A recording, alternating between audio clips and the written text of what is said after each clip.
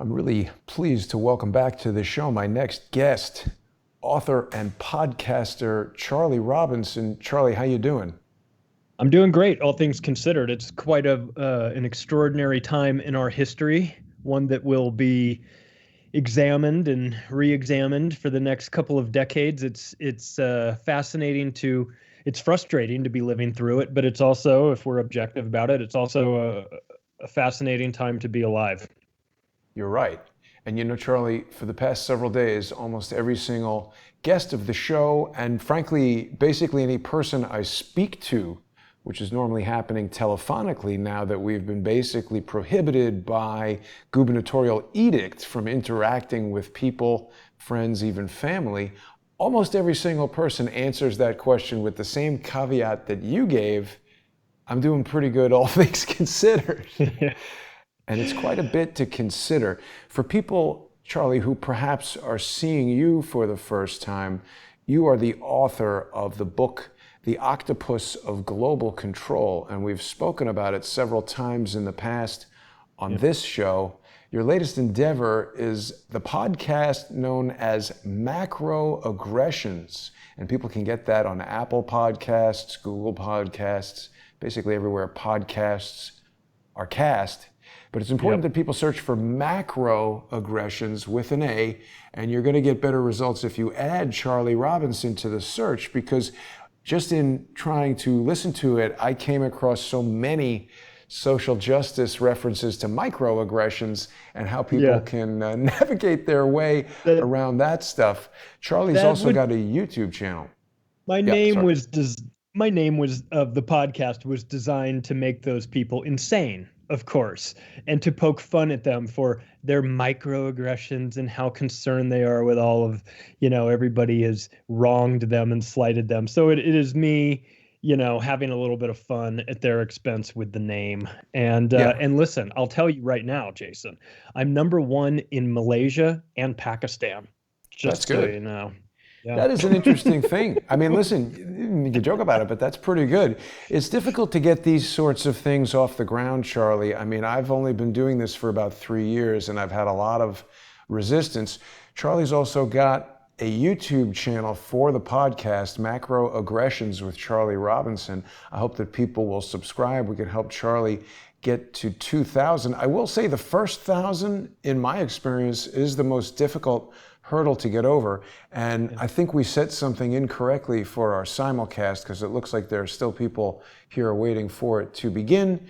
But this video will be available after the broadcast on Charlie's channel as well. You did a great podcast just the other day, Charlie, about eugenics, this depopulation agenda, Margaret Sanger, the advent of Planned Parenthood, and the connections to Bill Gates and various other people. I wanted to have you on today so we could expand on this a little bit and talk about what you're seeing with regard to the advent of this coronavirus pandemic, all the talk we've heard in social media and on the mainstream news about the possibility of mandated vaccines, possibly even the government forcibly injecting, as Alan Dershowitz said.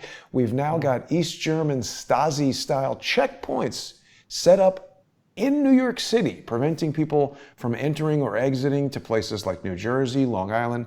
It's absolutely crazy, Charlie. What do you think? Well, it takes, you think about the David Icke totalitarian tiptoe. That's how I think. It's just incremental.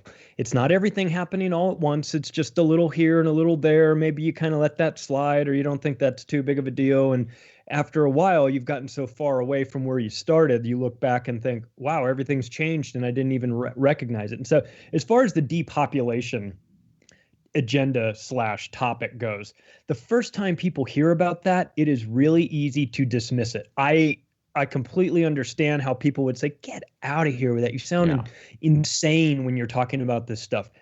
So I do understand that. In fact, if it were the first time it was brought to my attention, I probably had the same reaction. But I would encourage people to just stick with it a little bit, because this isn't me talking about what I think their depopulation agenda is. I don't need to speculate about it. They write about it. They're very forthcoming. They're very upfront about who they are, how they see the world, what they feel the problems are, and then how to deal with those problems. And part of the problem that they see, when I say they, I mean the people at the top, people running the government, the people above them, the elite, let's call it, just for the lack of a better term, they see the rest of us as taking up space and screwing up their world. And when you have that sort of mentality that this is our place and you guys don't belong here, then it's easy to be dismissive of those people. It's easy to try and they work very hard to try and make these people go away. They set up organizations that talk about this openly. They write books about it. They teach college classes. I mean,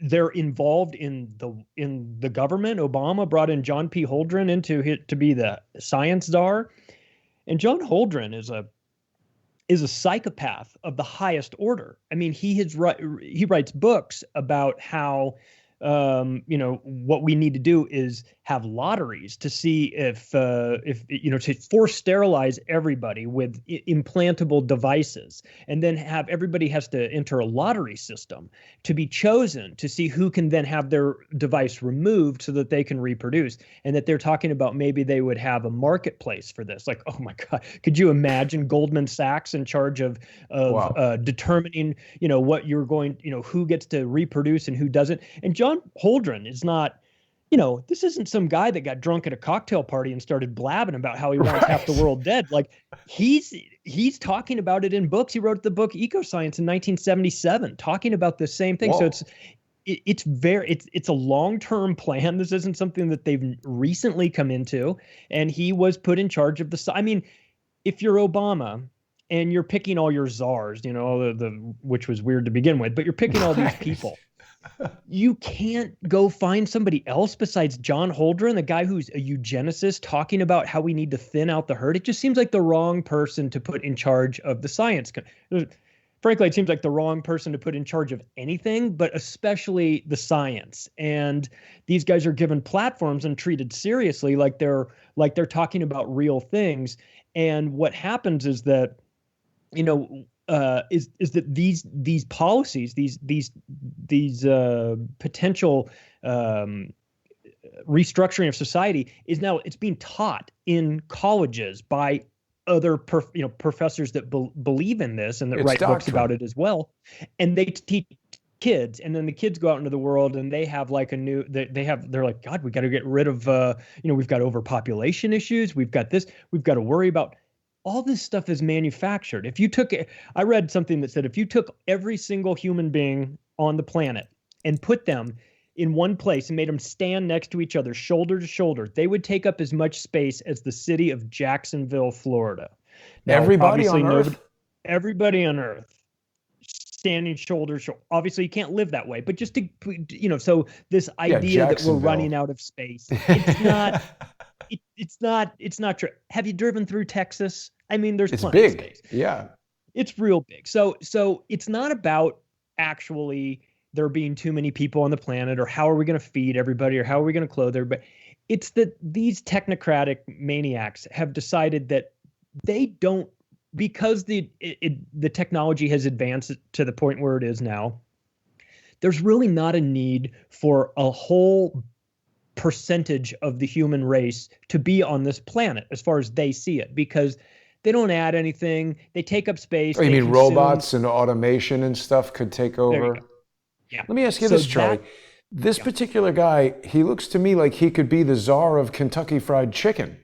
Why is he able to I mean, this plan of putting something into people, if I understood correctly, because you did mention this on the podcast, he wants to literally put something in every person at birth that prevents a natural function of your body, that is reproduction with a member of the opposite sex.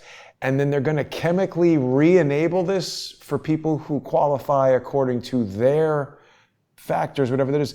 No way there could be any medical side effects of something like that, right? No, never. This is what they talk about. They're role playing this. So let me I'll read you a quote from his book Ecoscience in 1977. The development of a long-term sterilizing capsule that could be implanted under the skin and removed when pregnancy is desired opens additional possibilities for coercive fertility control. The capsule could be implanted at puberty and might be removable with official permission for a Wow. limited number of births. Wow. So he's talking about the government. I mean, Joseph Mengelev gave the book 5 stars, which I thought was nice of him. What? But No, come on. That's no, a I'm joke kidding. by somebody. I'm kidding. Yeah. But I mean, this is. I'll just here's a list of some of the things from his book. Women could be forced to abort their pregnancies, whether they wanted to or not. The population at large could be sterilized by infertility drugs intentionally put into the nation's drinking water or in food. He talks about this as a suggestion. Wow. He mentions that single mothers and teen mothers should have their babies seized from them against their will and given away to other couples to raise. What? And he says people who, quote, contribute to social deterioration, i.e. the undesirables, can be required by law to exercise reproductive responsibility. In other words, be compelled to have abortions or be sterilized. And lastly, he talks about a transnational planetary regime should assume control of the global economy and also dictate the most intimate details of Americans' lives using an armed international police force. Okay, now, Wow. this guy's out of his mind. And this is 1977. So while everyone else is at Studio 54, coked out of their brains, John P. Holdren is busy in his workshop thinking up new and experimental ways to make sure that the planet doesn't have any more people on it. So this is a really alarming thing. And like I said, if this was just some guy who always wants to talk to you every time you go into the local bar, that would be one thing. But it sounds like a plan from Ming the Merciless or something like that. He's going to, rule over the world. Yeah. Yeah. But that just gives you an idea of the mentality. That's sort of where their thinking is. It's like, well, we should decide whether or not all these people should be able to get pregnant and have kids and everything. And so this is it's eugenics at its core. It's nothing new. These guys didn't invent it. They're just sort of taking on the next level of this. And where you and I have had these conversations in the past year or so about Epstein, right. People might think, well, this, one of these and the other doesn't have much in common. But I would remind people that Harvard professor of mathematics, Martin Nowak, was given $30 million by Jeffrey Epstein in order to start a program for evolutionary dynamics. This is the study of population structures, evolutionary economics, and evolutionary game theory. So they're talking about the same sorts of unusual things that John Holdren and Eric Pianka and these guys that are talking about,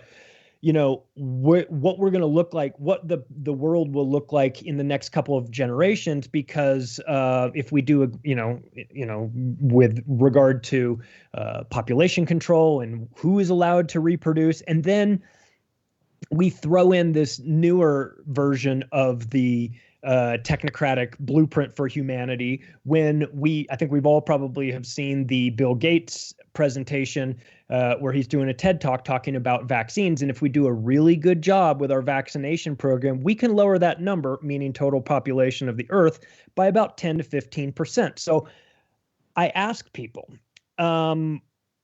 if we do a really good job with our vaccination program, we can lower the number? Doesn't he mean we can raise the number? Right? If we do a good job with our vaccines, everyone should be healthier. Therefore, that number, meaning total population, should theoretically go up. That's not what he says. He says it should go down. So I'm not sure. Well, I am sure, but he's talking about doing a good job with their vaccination program equals 1 billion fewer people on the planet. So you have to ask yourself, what is he talking about? What kind of vaccination program? And then you dig into the World Health Organization and you find that they've been busted putting sterilants in the tetanus vaccines in Kenya. They denied it at first, but then they later went back and admitted that it was true and that it had been going on for a decade. So we've got what we've got for the casual observer is this belief that vaccines equal safety and health and improve humanity. But that's not how these people see the vaccine programs. They see it much differently. Yeah. Now, I just want to take you back for a second to John P. Holdren, because Oh, please. I mean, I personally support free speech to the extreme. You know, people are free to say the most bizarre, crazy. I mean, Louis Farrakhan should have a platform. If Hitler were alive, give him a YouTube channel. If this guy wants to come out and say that he thinks that people should be sterilized, he has a right to say that, and people have a right to listen to that. And my hope is that ideas rise and fall in the marketplace of free ideas. And most people would find this guy to be a very objectionable and, as you said, arguably psychopathic individual who thinks that any government body has the right to do that. The bigger problem for me is that Barack Obama should have read that book from 1977, or at least spoken to somebody who did, before he appointed this guy in any kind of official presidential advisory capacity. It's also important for people to remember Barack Obama's greatest, probably the greatest legacy of his presidency. Let me ask, what do you think it is? Well, I mean, one of the thing that jumps out the most to you is that he's the first African American president of the United States. But in terms of things that he did, Obamacare, it's got his name. Oh, Everybody remembers Obamacare, that. yeah. And people associate that somehow. There's a lot of people out there who want socialism right now, Charlie, and they want the government to pay for their health care. They feel like, that's their God-given right to have health care.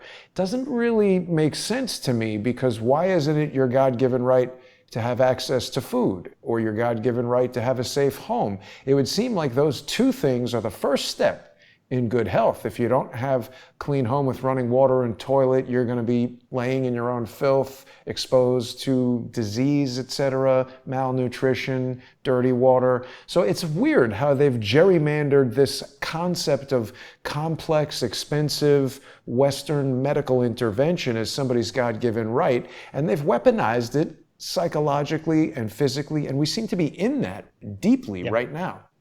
Yeah, and one of the things that I've noticed about this, taking into account the current situation that we're in, where when you turn on the nightly news, you hear about, well, once the vaccine is done, then things will go back to normal. Right. Or, all of this stuff. It's not going, I mean, I don't know that it is going back to normal. I think that one of the things that you would hope to hear from the mainstream media, if they were being honest and objective and they were trying to genuinely educate people, what they would be saying is, once we get a vaccine, everything will go back to normal, ... But in the interim, eat healthy, exercise, get lots of sunlight, take vitamins. I haven't heard any of that. I haven't heard the media talk about any of those things, any of those free options, any of those things that will boost your immune system and put you in a better situation to prevent this from. I haven't heard one single thing about that. Quit smoking, perhaps? Right. Yeah. Hey, maybe don't be 300 pounds, maybe watch your health. These things put you in a category that makes you susceptible to the coronavirus. And other diseases. And other diseases. Do your best to make yourself less susceptible, and by improving on these 5 or 6 things that you can do. But we don't hear that. We only hear about the vaccine is the only option when it comes. And so to the casual consumer of the nightly news, they might assume that that's the only option available to them. But I would remind them that the news in the United States gets about 60% of their ad revenue from big pharma. So they're not in a position, they're not really in a huge hurry to try and tell you how to avoid big pharma, because they need them to continue advertising so they manufacture, I mean, they pretend as if the only solution is the vaccine. And it's not a matter of whether or not you're going to take it. It's, do you take 1 dose, 2, 3? Is it like the flu shot where you got to get it yearly or whatever? And so it's skewing.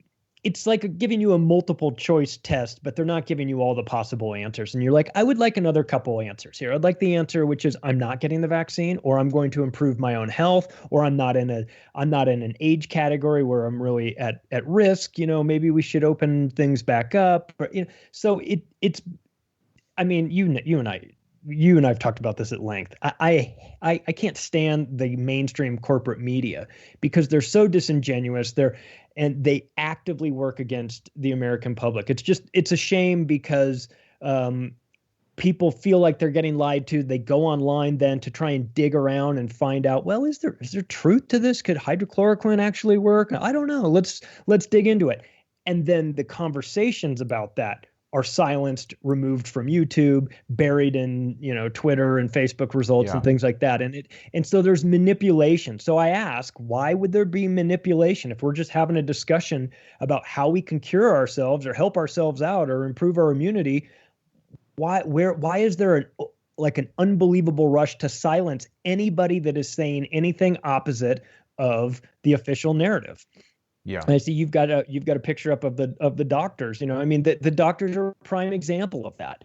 You've got they're coming forward saying, listen, there is another option here. We're just talking to you about a potential option that you may or may not want to use, but we're going to make you aware of it. And they silence them and get them fired and try to marginalize them. Yeah, I know the lady's talking about demon sperm and everything. It's kind of crazy, What? but I didn't hear that. The African lady, the lady that mentioned she was from Africa, she's got a bit of a questionable sort of other job going on where she's talking about the role of incubus and succubus and things like that coming into you in dreams. But and this it's concept very of odd. free speech, Charlie, it's coming up in the chat right now. Somebody I haven't seen before, Silent Cat 15, is upset that I said that Hitler should have a YouTube channel. I'm just saying we cannot say, oh, well, I don't like Nazism. My relatives, my descendants were murdered and fled Europe because Hitler was a terrible guy, so we should suppress Nazism. I'm saying air it out. Let people hear it and let people decide for themselves, because that's the only way we're going to overcome these kind of ideas. Trying to suppress them, I mean, that is what somebody like Hitler would do. And also, if I want Charlie Robinson to have free speech, and I want to have free speech, and I want each of these doctors to have free speech, we cannot get into selectively assigning our morality to whoever or whatever. I mean, just like this guy who wants to Norplant everybody at birth and then decide who gets to have babies, Silent Cat doesn't get it. Hate speech is free speech. So Silent Cat, I'm going to ask you to STFU, because even though I dislike what you're saying and disagree with you, you're allowed to say it. You're just wrong, and you're exposing that you're a fool. Hate speech is free speech, and just because you hate it, somebody else might love it. And I might say, this is interesting, Charlie. The main Jason Goodman Crowdsource the Truth YouTube channel has just been given a strike for hate speech. So according to Silent Cat 15, or whatever this alleged person's name is, I am equal to Hitler, because we wanted to do an investigation into a topic that YouTube has determined is hate speech. Now, what if YouTube, like Ford was, like Union Bank of Switzerland was, what if they're aligned with Hitler and they think his speech is okay, but my speech against him is hate speech because I hate the people of Germany, according to them. So I'm just saying everybody needs to have free speech, or else nobody has it. It's better if everybody has free speech, including the people that you don't want to have free speech, because if they are being ridiculous, then they will expose themselves as the ridiculous people that they are the more they talk. So I would say let them talk. Let them talk. The more that the God hates fags people at the Westboro Baptist Church keep talking. Oh God, you're just going to get me now removed from YouTube for saying that. Oh, sorry. In the context of, at the Westboro Baptist Church with the signs and everything, everybody is laughing at them. Right. I mean, except marketing professors. They're probably teaching that in marketing school. They're like, that's how you market. I mean, it's crazy. Gets people's attention. They get an A+ in marketing, but their message is ridiculous. But what would happen though, if you said, we got to silence those people? What it would do sort of subconsciously is validate them. It'd be like, ooh, somebody thinks they're so dangerous that they can't even be allowed to talk. So I am of the opinion, like you, which is everybody needs the platform. even the ridiculous people, even the hateful people, even the people that are saying everybody's going to hell if they do this or that, and just allow everybody to, allow the market to speak. If there's a marketplace for their ideas, then people will find them and listen to it. If they're really that out of touch with reality, then they will be broadcasting to nobody. But to let unelected, to allow technocrats to make that decision is a slippery slope where yeah, you're getting dinged for hate speech and you're saying, well, but I'm not doing anything hateful. And it's like, oh, it's not about actual hate speech. It's about the speech that we hate, so it's exactly. And that becomes like, well, who's the arbiter of that? And that might be one thing if we're discussing Hitler speeches or something like that. But what about medical? What about this discussion about medical service, the practicality of this rushed vaccine? I mean, if ever there was a conversation that needs to take place in the town hall to kind of get all sides of this would be it. But when you start to see that there are interests involved in this that don't want all sides to have a voice, they want certain people to be silenced. They want, the Del Bigtrees, Sherry Tenpennies of the world to not have a platform to talk about the things that they want. You have to ask yourself, why is that? Is it because they're really crazy, out of their mind conspiracy theorists? Or is it because they're a direct threat to somebody else's business model? And I think that, of course, is what it is. Business model / agenda, because it's beyond just making money at this point. Big Pharma makes a lot of money, but there are people above them that see this as a great opportunity to thin the herd. And the censoring of speech is going to play a real role in this, because I think as we get closer to the first version of this vaccine that everyone seems to think is going to be the miracle cure, right? That's going to come in and magically make everybody able to go back to the way it used to be. There's going to be side effects. There's going to be questions about it. There's going to be people with legitimate concerns and some real factual information to back up their argument against it. And my suspicion is that those people will be silenced in advance so that they're not there to throw up problems against this. So I would expect the likes of Dell and Dr. Tenpenny to be, to be gone, to be removed in some purge that has yet to happen or is, currently underway, because it's as crazy as Alex Jones can be, he was right when he named his show InfoWars, because it is an information war. And if we don't, if people don't believe that, just look what's happening in social media. They are selectively enforcing what information is allowed to grace their platforms and what gets you kicked off for good. Now, myself. You've been kicked off for good. From Twitter or what? I was kicked off of Twitter once. Yeah, now I'm back for jokingly suggesting that we throw Bill Gates into a volcano. But clearly I was kidding, but they said it was an incitement to group violence. It's like, but that hypocrisy technically makes they've got an argument there when you say somebody should have violence done against them. I agree, it's comedy, and it's interesting how they selectively choose. Here's the important thing that we need to get into, because we've got this extremely disruptive person who I really want to leave, and I'm not going to do anything that they suggest. Anytime, this is my advice for people to accept or reject, but if you're dealing with somebody who is upset with you and you tell them to chill out, that is a stupid strategy. That is a horrible strategy. And in my case, it just makes me more angry. So here we've got somebody who is disrupting the chat with their idiotic opinion. Now, just as, Charlie, you or I could run a restaurant or a bar, that's a private business. It's open to the public. We invite people to come in. But if someone is acting in a way that is disrupting the other customers, even if they're within the context of the law and the Constitution, you, as the owner of the private business, have the right to reject service to that person on the basis that they're upsetting you, upsetting other customers for whatever reason you choose. Now, if you do that in an indiscriminate way that other customers find objectionable, it's likely to cause your business to fail and you'll be done.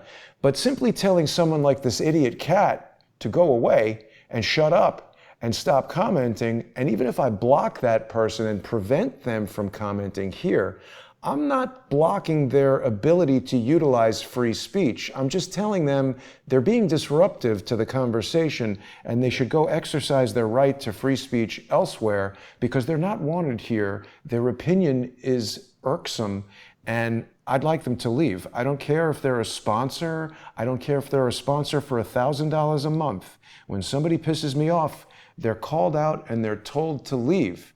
And this person is going to get blocked right now, Charlie. Tell us some more, if you could, about Margaret Sanger, the depopulation agenda. I know you wrote about this in your book, The Octopus of Global Control, which I hope that people will purchase. It's worth mentioning that they can get a digital version of it by making a donation via PayPal. Tell us all about the Octopus of Global Control, and then let's get into Margaret Sanger and the depopulation agenda. Yeah. So one of the things, so how about a mashup of these two things? Because one of the things that we've been talking about lately has been how insane, like, the colleges have become, how they're allowing safe spaces and, and timeout rooms and all these things. And you've got this kind of leftist agenda. I'm not on the left or the right, but it seems that there's this unusual leftist agenda going on in colleges and universities, and it's churning out a bunch of kids. And then they go out into the world. They have these sort of ideas that were instilled in them in colleges, and they go about their life thinking that, that sets part of the way they see the world and believe, the world should be. So taking a look at these, at a guy like Dr. Eric Pianka from the University of Texas, evolutionary ecologist. This guy is a teacher at UT in Austin. And this is one of the quotes that he said: "War and famine would not do. Instead, disease offered the most efficient and fastest way to kill the billions that must soon die if the population crisis is to be solved. AIDS is not an efficient killer because it is too slow. My favorite candidate for eliminating 90% of the world's population is airborne Ebola because it is both highly lethal and kills in days instead of years. We've got airborne diseases with 90% mortality in humans killing humans. Think about that. The bird flu's good too. For everyone who survives, he will have to bury 9. Whoa. So this guy is teaching your kids at the University of Texas, Austin. He's teaching them this. So you've got that sort of, so that is a philosophy that is being pushed out into the schools. And then we hear a lot about Planned Parenthood. And you go, well, Planned Parenthood is where, they've got discounted women's reproductive health services and things like that. It's great for people that can't really afford healthcare. Women that can't really afford healthcare can go in there and get things sorted out. They can get pregnancy tests or they can get abortions and things like, there's a variety of things, but it's that abortion thing. And I don't want to turn this into an abortion debate, but it's important for people to realize that Planned Parenthood was started by Margaret Sanger.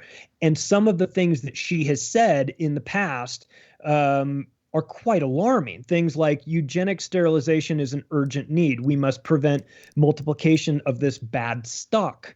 She said things like the most merciful thing that a large family does to one of its infant members is to kill it. How could someone say that in public? I mean, the people that you're pointing out are absolute psychopaths. And, as an example of an actually productive comment, type of thing we're looking for, regular viewer has contacted me saying this Harvard math professor who you mentioned, Nowak, is the same professor who indoctrinated this individual's son at Harvard about not having children.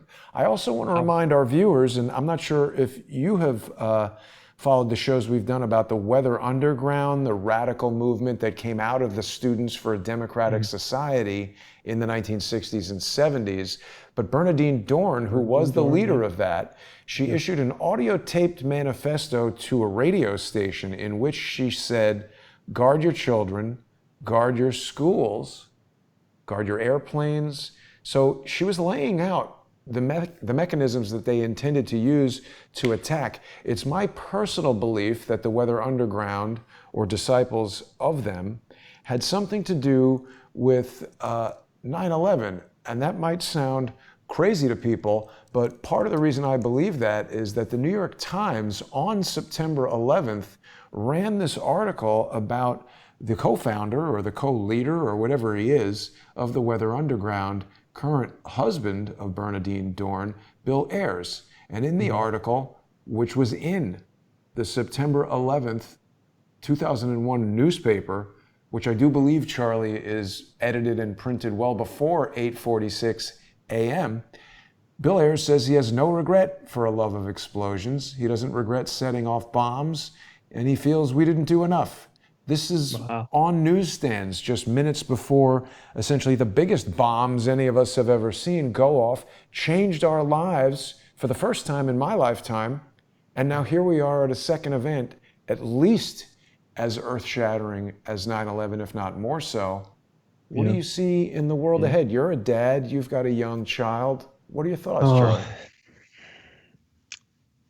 I mean, I'd like to be optimistic, but I don't. Well, first of all, I've been very disappointed with the general public's response to this. I feel like, there's a vast majority of people are still asleep at the wheel. They blindly listen to their government. They listen to their media. They do what they're told. Like on the one hand, it's great to be a respectful person who is like polite and thinks of others and all this, but you've got to kind of take some responsibility for your own actions. You've got to be responsible for getting your own information. If you're leaving this up to the nightly news, you're at a severe disadvantage for the rest of the population that's digging into this, because I cannot understand how people can blindly put their faith in the mainstream media, big pharma, and politicians when they have been busted lying to us on countless occasions. It's like they're pathological. And so I feel like, on the one hand, not everybody, people are going to work, trying to go do their daily routine. They're trying to get up, get their kids to school and go to work and pay their bills. And they're bogged down with all this stuff. And maybe they don't have the time to dig deep into the research of the vaccines, or maybe it doesn't apply to them. They don't have kids that are getting vaccinated, whatever. There's a variety of reasons for people to not be involved in this or to not know anything more than just the surface area. But boy, it's really important that people kind of wake up to this. And yes, I'm critical of the media and I'm critical of big pharma and the government, but I'm also critical of the general public too. Like, we have a responsibility. We have a stake in this. Like, you're not allowed, you don't have the luxury of outsourcing your critical thinking to others anymore, because those others that are doing the thinking for you, they cannot be trusted. You're going to have to get involved. You're going to have to understand what's happening. When you look at people like, when you say, well, Bill Gates, who's Bill Gates? And the casual observer says, well, he's the nerdy, Microsoft guy who's got $100 billion and everything. It's like, okay, that is part of who he is. What's his background? Why are we believing him? Who is his father? His father took over Planned Parenthood for Margaret Sanger. And I'd like to read another quote that Margaret Sanger had that I put in my book.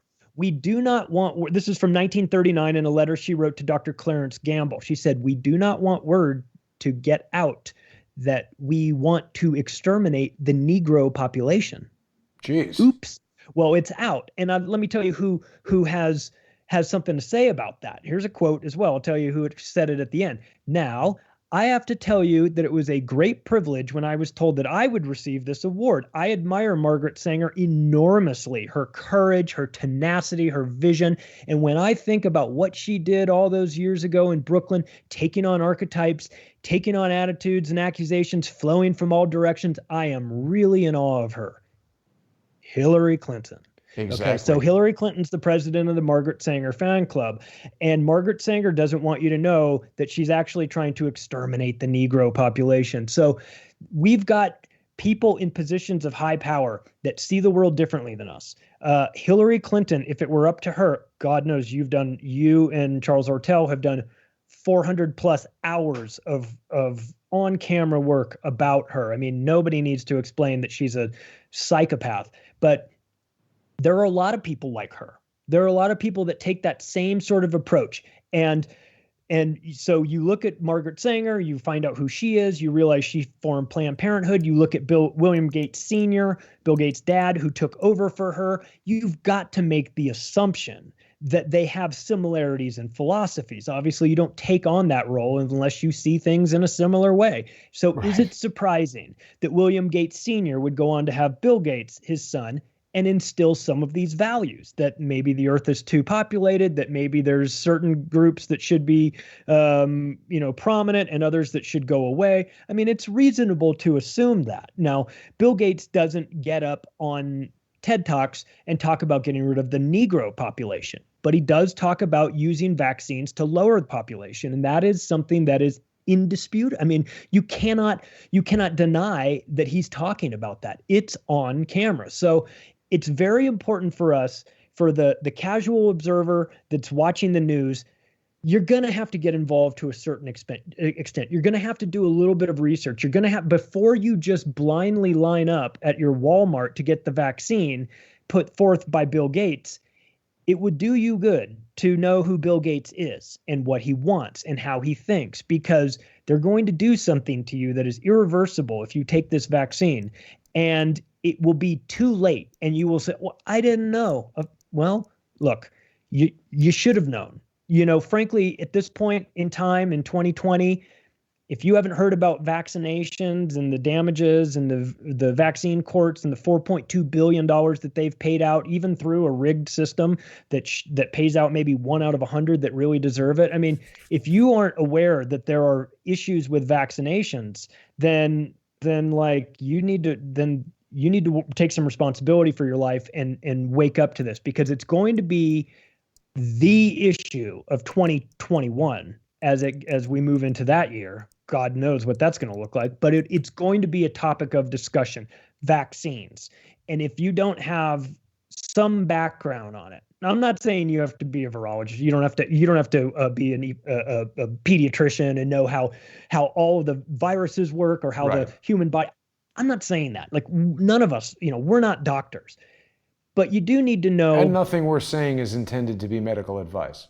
Nothing, exactly. I'm not a medical doctor, but do I have to be to understand that there is a system in place where anybody that comes up talking negatively about the vaccine industry is viciously destroyed, deplatformed, and hunted down and made to look crazy?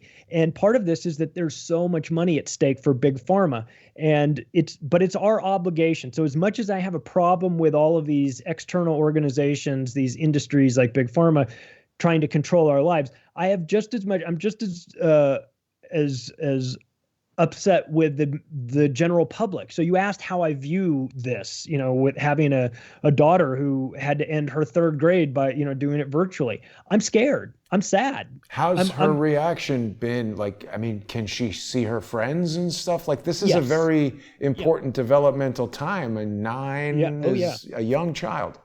Well, we have made sure that she can see her friends and interact with her friends and do these things. I mean, we have made sure of that, but that's only because we're educating ourselves as to how this whole thing works. I have questions about the truthfulness of the people in positions of power like Fauci and Birx and these people, so I'm not panicking in the way, I don't have her bubble wrapped to go out in public. I mean, but are you encountering parents, maybe friends of hers, whose parents don't want the children to interact with your child?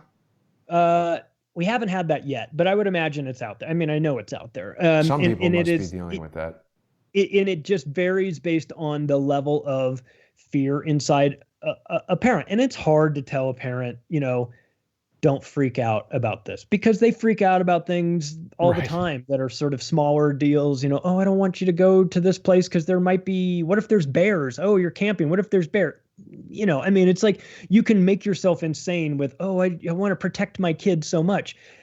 But this problem now is that you've got unelected bureaucrats, or you've got guys like Fauci and Bill Gates that are setting the setting the mandatory or potentially mandatory vaccination schedule for something like this. This is crazy. And I think that if people want to start their research into, big pharma and everything, start by looking at all of the times that they've been sued for products that they've put out that have literally killed people. Every single big pharma company is a convicted felon. They've all been convicted of felonies for what they've done. They've paid out billions of dollars. This is not like, oh, we made a mistake, or you get a little rash after you get a shot. Right. No, this is permanent in some cases. This is death in some cases. So it is really there.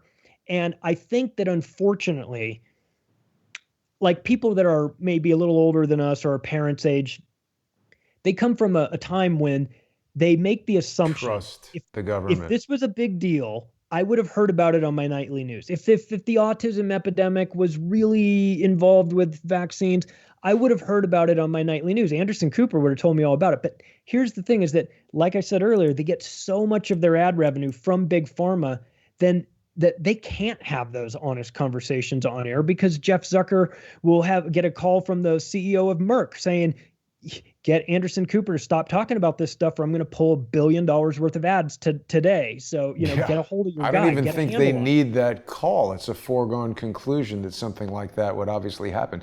Now, Charlie, let me propose something even more direct that people can use to sort of challenge the logic of some of this. People might say, oh, Charlie is talking about some esoteric lawsuit or some kind of nonsense. But when we consider even just last week, or maybe it was 2 weeks ago at this point, Dr. Fauci had this testimony before Congress, and he was asked, I've mentioned it before, but it's worth mentioning again. He was questioned by a Republican representative as to why he has come out so strongly against hydroxychloroquine. Now, I'm not a doctor, as you said, we're not giving anybody medical advice, but we have heard numerous doctors say they've used this in patients with mild symptoms or no symptoms who've had positive tests for COVID, and they've had very good outcomes. Now, granted, there's a certain subset of the population who are going to be susceptible to specific, I believe, cardiac side effects, but this is why we have doctors who meet with people individually and get to know the patient's medical history. We don't just turn on the TV and let some, government bureaucrat who might possess a medical doctor degree issue blanket directives for everybody, irrespective of their health, irrespective of their pre-existing conditions. I mean, this is not the way that medicine works. And what Fauci responded with was that this specific trial that the congressman was referring to by the Ford Clinic should be dismissed because it was not a double-blind, placebo-backed, randomized study. Now, what's very interesting is Dr. Fauci has been in his position for something like 32, 36 years, some really, really long time. He was a medical advisor during the Reagan administration when this Vaccine Injury Act, the Child Vaccine Injury Act, was passed, which has made it so that no vaccines that have come on the market since then have been subjected to double-blind, randomized, placebo-based studies. And certainly the new vaccines that they are contemplating making mandatory, he specifically eliminated the animal trials, reducing the testing. They've moved for additional legal measures to indemnify any of these pharmaceutical or biological companies that are making these things. None of this is consistent with scientific process, with medical process. So the contradictions, even in Dr. Fauci's own behavior, his own actions, that alone should give people pause. We've never had a condition where a state governor has mandated that doctors are not allowed to prescribe a 65-year-old drug that's widely used, generally accepted as having minimal side effects in a large population that it's been prescribed to over 65 years. How can we explain this other than it being a political agenda? Well, you could explain it by it being about money, because hydrochloroquine is a generic that makes the pharmaceutical industry no money. And whereas a brand new vaccine mandated to be given to everybody, maybe multiple times, would obviously generate billions of dollars. So the fact that this is about It's about a couple of things. It's about money. It's about control. It's a psychological operation, because this is straight out of the Army a handbook for creating psychological operations, where you have somebody say one thing and then you have them say the exact opposite thing, and they're adamant about both, and it creates this cognitive dissonance in people. And you're like, Right. you're one guy's saying, wear the mask, you jerk. Don't you want to you're going to kill grandma. And you're like, why are you telling me to do that? Because Fauci said it. And you're like, well, can I show you the video where Fauci says, don't wear the mask? Where's the Like, double-blind, randomized, placebo-based test that shows us the efficacy and safety of the masks? What about people right. with breathing problems? What about people with respiratory, cardiac problems? They could be hurt by the mask. It's all a signal that what you're dealing with is not about our safety. It's not about our health. It's about something else. It's about an agenda. It's about a plan. It's about a plan that is much bigger. It is about a plan that is so important that if anybody speaks out against it, they will shut your state down. Right. They will make it so that you can't do. I mean, the response from the governors to this situation has been authoritarian and insane to me. It's led me to speculate on this. And I don't have proof of it, obviously, but I think it's worth at least thinking about. What have these governors been promised in exchange for shutting down their states? It seems to me they're all Democratic. And like I said before, I'm not on the red team or the blue team. I don't like either of them. But it seems to me that perhaps the Biden camp has promised these people something in exchange for their enthusiastic decisions to shut down cities, to shut down states in general. I mean, have they been promised secretary level positions if Biden wins? I mean, it's something to think about, because there's no rational explanation for this. Because I think that one of the things that's making people really insane is the hypocrisy of it all, where you've got one group doing one thing, one group doing the other thing. You've got politicians saying you cannot be out in the streets. And then you've got the same politician saying, well, but it's fine if you're protesting Black Lives Matter. And everyone's going, huh? What? Wait, okay. We can tell now that this is fake. But it doesn't stop. It's, oh, I'm going to open my gym. We got to throw you out. We're going to take you. You've tried to open your gym. We're going to take you and we're going to throw you in jail because you're a bad person, while we let all of the prisoners out of jail because we don't want them to get coronavirus. And you're like, wait a second, what is going on here?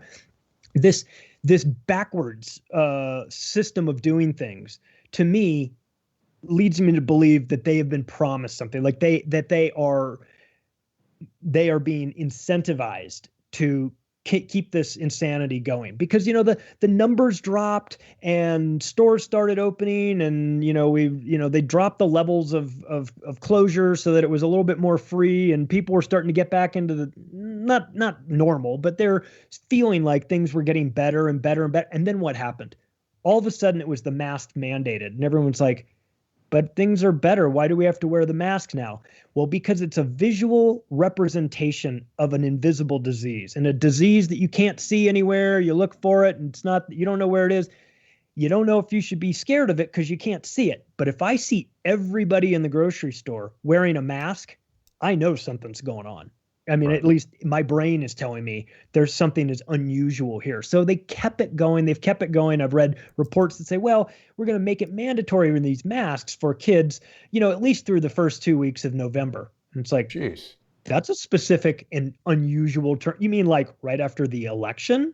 Why not the end of November? Why not the end of flu season next year? But the middle or second week of November, very interesting. Is this about the election? I mean, look, it's got to be on the table of something we discussed. That is this being manufactured to continue longer than it should because of an election? Is it to mandate this vaccine? What's going to be in the vaccine? There's a lot of questions about this. And unfortunately, if you go to the mainstream media to try and get answers to them, you'll just get jerked around even more. So it's so important for people to support alternative media, to support shows like Crowdsource the Truth. I talk about your show wherever I go because where else are you going to go? I mean, you're not getting financially incentivized to be for or against big pharma. So to you could have this conversation and be neutral on it simply because you just want to have the conversation. You think it's important. But I know the mainstream media is financially incentivized towards big pharma. So therefore, what they talk about, the things that they throw out there, it's you have to take that into consideration, that they have a financial incentive. And one more thing that nobody's thinking of, but it is very important in this current situation, is that Barack Obama passed the Smith Modernization Act of 2012, which legalized propaganda inside the United States to be used on Americans. So when you turn on your nightly news, or you open up your newspaper, if you still get one, or you go to, msnbc.com or whatever, and you're looking at the news, just remember that they took the extraordinary step of legalizing lying to you inside through propaganda. Yeah. Because they intended to use it. And this would be one of those situations where a little bit of propaganda could be used to sway popular opinion one way or the other. I'll tell you, Charlie, the truth is there was a time where I was financially incentivized by big pharma when I was producing stereoscopic videos with 21st Century 3D. Before I moved out to Los Angeles, a lot of our clients here in New York were large pharmaceutical companies, and I didn't know all the things that I know now about vaccines, the 1986 Vaccine Injury Act, how much influence they have. Robert Kennedy Jr. said that in a conversation with Roger Ailes claimed that 70% of the ad revenue for Fox News was coming from big pharma. I guess the other 30% is probably coming from intelligence interests that they're protecting and defending with their bizarre reporting on Jeffrey Epstein, Ghislaine Maxwell, In-N-Out Burger, anything having to do with any of those guys. So there's a lot of people who are passively incentivized by this stuff. I have a friend who is in ad sales for a medical journal. And I mean, he took the job in part because he feels like this medical journal helps doctors gain information that they're using to help people. He's a good guy with a good heart. He doesn't want to mass exterminate or sterilize people. But we got into this conversation and he said, look, none of these pharmaceutical companies exert influence over our editorial content. And I just had to stop the conversation with him because he doesn't understand that without those advertisers, there would be no editorial content. So there's an unspoken influence that's there when there's a gigantic corporate sponsor where I don't think they even need to call the editor. That only happens, I would think, in an extreme case where some wild man like Charlie Robinson or Jason Goodman or any of the other guests that appear here go out on a limb and do something that they hate. They know that they can be crushed. And Charlie, this is a big part of the reason why I have created the viewer sponsorship program. Some people object to it because they want things to be free, but it's not free.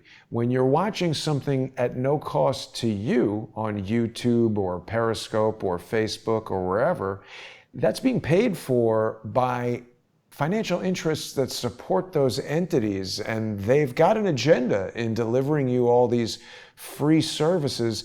I've been caused, and I don't blame Vimeo for this, but I'm in a new contract with Vimeo because my usage of the live streaming video network and the number of people who want to download that content has exceeded the amount that I'm allowed to download. They give you an unlimited live streaming account, which is technically limited by the fact that there's 24 hours in a day, a limited number of days in a week, so you can only live stream so much.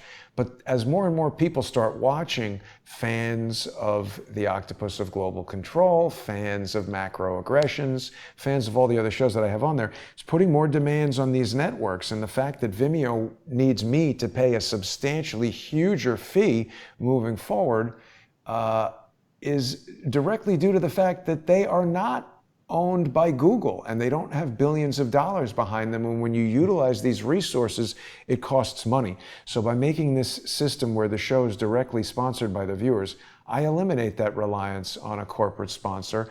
And you've done the same thing, Charlie. So it is important that people listen to the Macroaggressions podcast, whether they like iTunes or Google or whatever it is.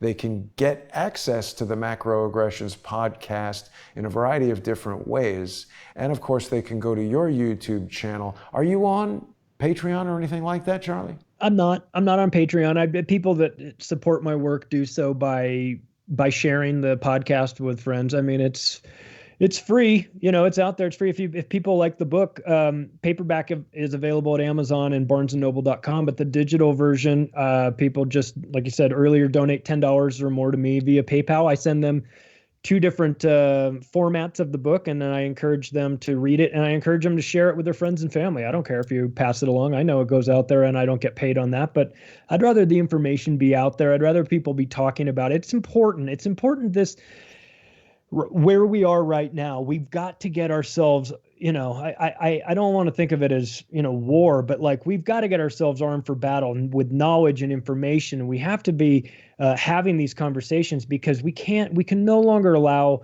the mainstream media to be the only source of information for us. There's a lot going on online. There's a lot of censorship going on online. And I would say that is a double-edged sword. It's a bad thing in the sense that we don't like censorship, but it's a good sign in that they feel they need to censor people because they're having an effect. Their voices and are impacting the establishment, and they don't like that. So when people are getting kicked off of social media platforms, I hate to see that, but I also acknowledge that means that they're doing something that is working because the establishment feels threatened by them, and they see something like crowdsource the truth, and they're not really sure how to disrupt it because it's decentralized in the sense that you're funded by individuals out there. So the only thing they can think of is, well, let's just be an individual, get in the chat and start being disruptive that way. But you've set up a really smart system that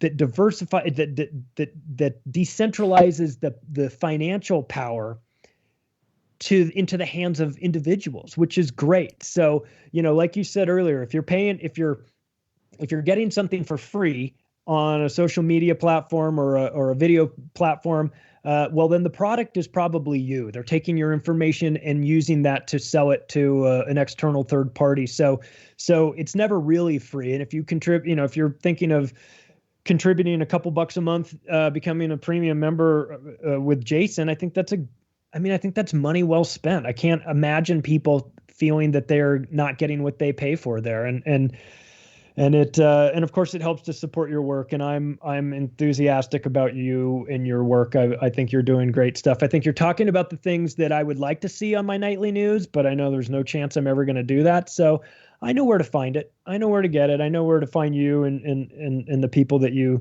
bring on. And look, we don't have all the answers, of course. I mean, this is part of it, but this is part of the format of your show, which is let's talk about these things. Right. Somebody out there listening, it's going to trigger something. They're going to go, wait a second. I know about this guy. I've heard about this Eric Pianka UT. My daughter had a class, whatever. And somebody's going to bring more additional information to the party, and we're going to put this all together, and it's going to be helpful. And this is the future of news, and I think that you're on it.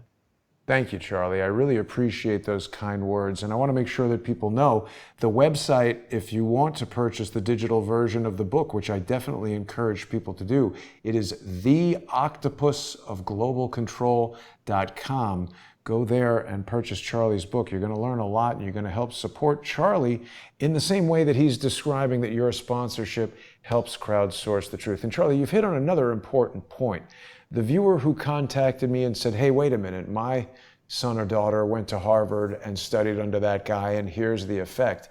That's very helpful because it helps us to understand that what you're saying has been verified by another party who has firsthand experience. They're sharing their experience as a parent, something that you're going through. Obviously, your child is not in college yet, but this is something that's on your mind. I mean, I think back to when I was in college, and in some regards, it feels like yesterday. So I can imagine you look at your 9-year-old child, and a responsible parent is thinking about that future and what it's going to be like. So these are the types of thoughts and ideas that are helpful to be shared. People that want to come into the chat and share their opinion about something, that's not necessarily helpful. And if they're asked to stop and they persist, they're just disruptive and they're going to be removed. Some people have this bizarre idea that if they're sponsoring for $2 a month or $5 a month or $100 a month, that buys them the right to be disruptive or to do something that somebody who's not sponsoring at that level doesn't have the right to do. I fundamentally object to that, and actually I have fired sponsors who have insulted people in the comments of the sponsored shows saying, oh, you're probably a $2 sponsor. I abhor that, and that is elitism, and nobody is buying the right to insult me, to insult my viewers, to insult my guests, or to do anything disruptive at all. Another important key in this micro-sponsorship program, Charlie, I've spoken about it a lot. When I was doing, 3D productions, sometimes the budgets were very large. And this empowered the client to have a great deal of control over me and my company. I had a client in Dubai who decided they just didn't want to pay over $100,000, and it put me in a very bad condition. So when I was starting this company, I had a very clear thought in my mind that I would rather have 100,000 people giving me $2 than one person giving me 200,000. Because that's a democratization of the sponsorship, and it safeguards against the exact type of corruption in media that you're talking about. So I want to thank you, Charlie, for joining me in this effort. I want to have you back real soon. We're just about out of time. Do you have any closing words before we wrap up today?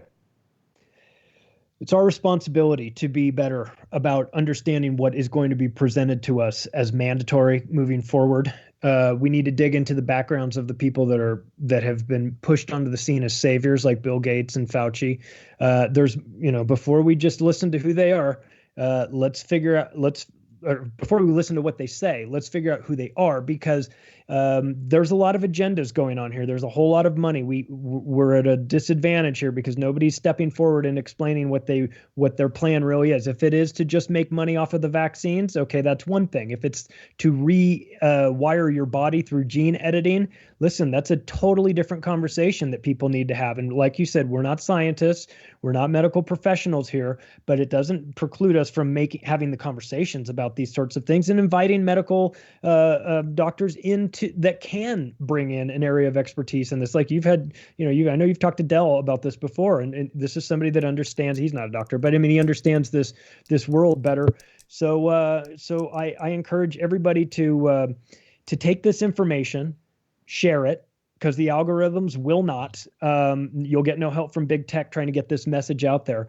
And let's have the conversation. It's a difficult conversation to have, but it's much worse in the future if we never had this conversation and we take what is just imposed on us. That is a recipe for disaster. And so we're at a point right now, before anything has been made mandatory, that we can have the discussions and maybe stop it before it really harms us as a society. I'm hopeful we can do that, and it's very well said, Charlie. I want to remind people to tune in to the Macroaggressions podcast with Charlie Robinson. Always good having you on the show, Charlie, and Thanks, Jason. Likewise appreciate what you're doing, and I hope that people will tune in to the podcast. And I want to thank everybody for joining us today. I want to thank the generous sponsors who make this and every other show that I do possible. One more thing I wanted to say, because you were talking about the election. This strike that came through yesterday was due to what YouTube has described as hate speech. There have been so many things going on behind the scenes that I haven't spoken about, and for strategic reasons, I don't want to speak about them. There are certainly times where talking about legal actions that people are attempting against me would potentially harm me to discuss them in public, so I'm not ready to talk about that yet. But there is so much going on right now that it's hard to imagine that it's coincidental. I'm very aware of the group of social engineers that have been surrounding me and the expanding group of social engineers that have been attacking me, Crowdsource the Truth, the guests that come on to Crowdsource the Truth for 3 years now. And they do a variety of things to discourage people like you, Charlie, from interacting with me, to discourage people from sponsoring the show. So the penalty for this alleged hate speech is supposed to be 1 week of no live streaming and no uploading to the Jason Goodman YouTube channel. This has dramatically reduced my reach. and it hurts my ability to gain new sponsors. But the most egregious thing is that when I entered into the appeal process, it says that this punishment will stay in place until November 3rd.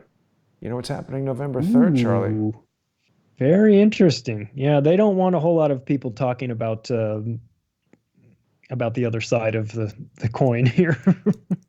Right. It's very devious, and yeah, and these video platforms, they give us so much great content, but boy, that authoritarian component to it is very alarming, and I don't appreciate that one bit, and I know you don't, and I know your fans don't. I mean, people just want to come in and see your show, and why you're punishing them? You're punishing the fans. It's not the YouTube is punishing the fans. I don't appreciate that. I think that's wrong.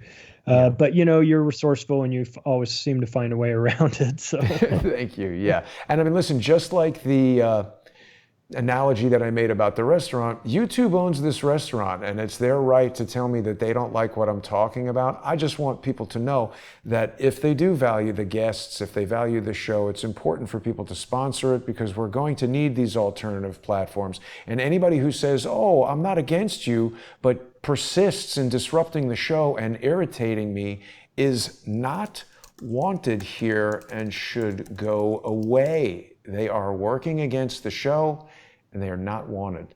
And I'm sorry to end on that note. So let's end on a positive note, Charlie. I'm hopeful that the work that you're doing and the information that's being brought forward here on Crowdsource the Truth and elsewhere can help us all gain an understanding of what's going on that will lead to a more positive outcome, because, as you pointed out, every day this is getting worse.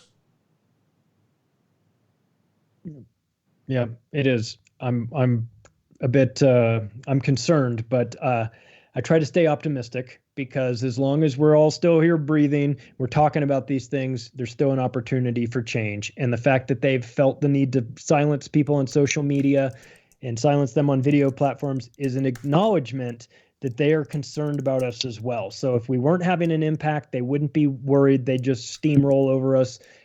It's showing that we still have a little bit of we still have an impact. We still have a little bit of fight left in us, and now's the time. It's never been more important than now to get this information out there. It really is vital. Thank you, Charlie. I appreciate that. I appreciate what you're doing. Charlie Robinson, author of The Octopus of Global Control and the Macroaggressions podcast. Great to have you on the show, Charlie. I will see you soon. Have a great day, everybody, and thanks for watching.